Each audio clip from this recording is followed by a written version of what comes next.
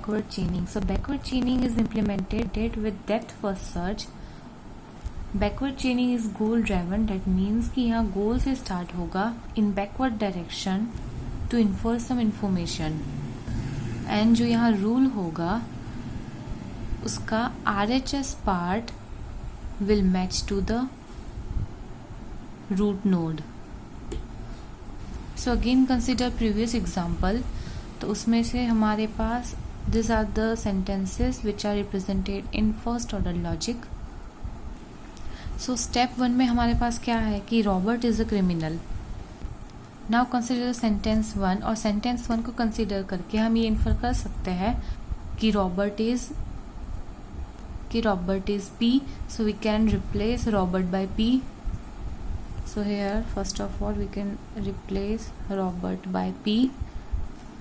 Then again from sentence 1 it is written American P and weapon Q, as well as rule 2 and rule 4 में भी लिखा है कि missile is a T is a missile and P is a weapon and P is a missile. So we can replace this P and T by Q.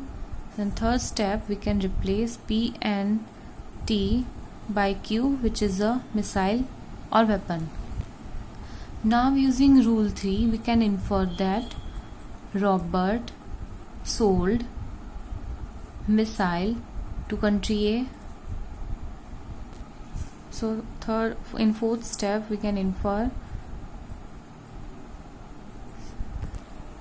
Robert sold missile Q to nation A.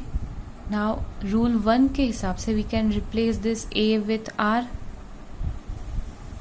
So we can also write here R. Now from rule 5 and rule 6 we can infer that